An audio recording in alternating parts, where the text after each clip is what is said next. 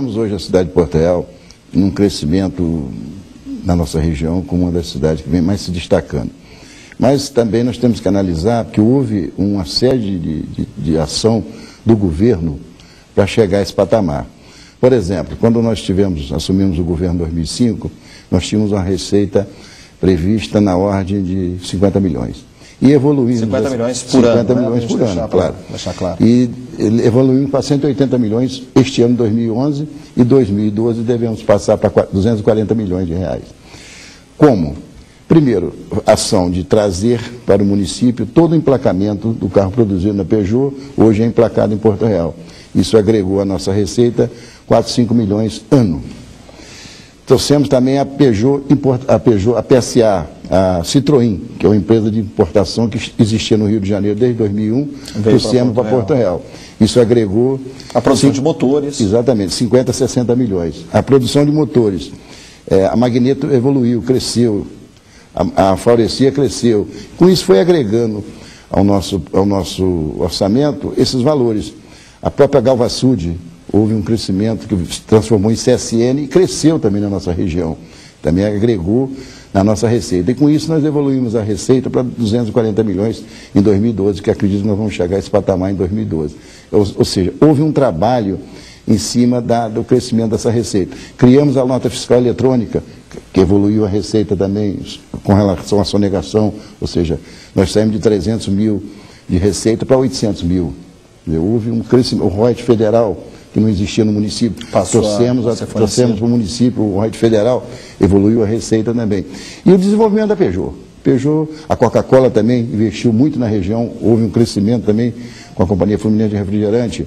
Agora, a Peugeot é o carro-chefe, ou seja, ela cresceu assustadoramente nesses 4, 5 anos de 2005 para cá, de 6 anos, 7 anos, houve um crescimento muito forte na Peugeot. Na Peugeot e em todas esse polo industrial que tem em Porto Real. E novas empresas... E nós estamos falando, prefeito, de Porto Real, que é uma das, digamos, mais novas cidades do estado do Rio de Janeiro. Completou agora 15 anos. 15 anos de cidade, é novinha, na verdade. Já tem aí uma boa repercussão, um bom nível de investimento, de grandes investimentos. Sim, para você ter uma ideia, nós abrimos uma área em Porto Real, em frente à Guardian, que é outra empresa também que está com uma agregada aí excelente para o município. Hoje nós temos um faturamento de quase 2 bilhões já na Guardian, né? E nós criamos um polo empresarial. O que é um polo empresarial? São pequenas e médias empresas de 3, 5 e 10 mil metros quadrados que estão se instalando em Porto Real.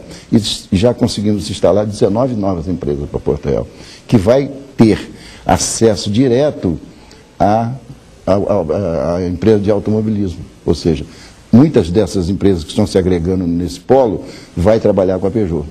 Agora, prefeito, nós vamos fazer um pequeno intervalo, porque está chegando ao final, aliás, chegou ao final do nosso primeiro bloco, mas eu queria deixar no ar uma pergunta aqui para o senhor responder depois do intervalo. Claro que esses investimentos é muito bom, mas se a cidade não se preparar também, se transforma numa coisa insuportável no futuro, né? Mas daqui a pouquinho nós vamos falar sobre isso. Não saia daí.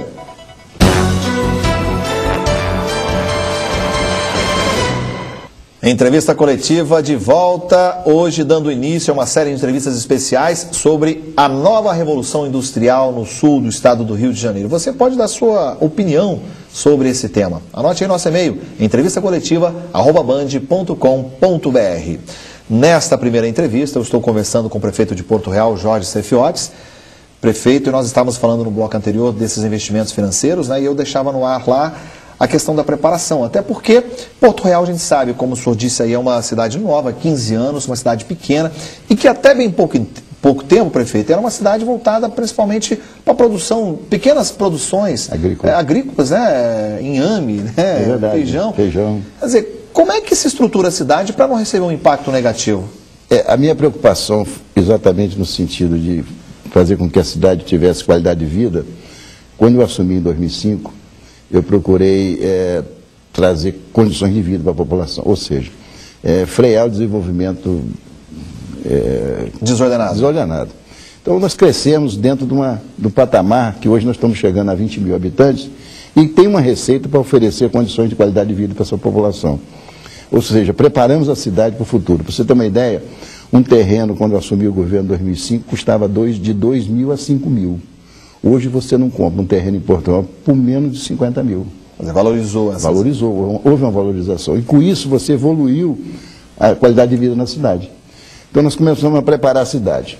Construímos 4 escolas, construímos quiosque, informatizamos a saúde, informatizamos a educação, construímos um hospital, construímos PSF, construímos policlínico e fomos construindo. Canalizamos valões que existiam em Porto Real de céu aberto, qualidade de vida. Construímos quiosque do saber, quiosque do sabor, asfaltamos várias ruas no município, preparamos a ação social para atender a população com os programas do Circo, Vem Dançar, Curumim, Nova Geração, etc. Houve uma evolução na cidade.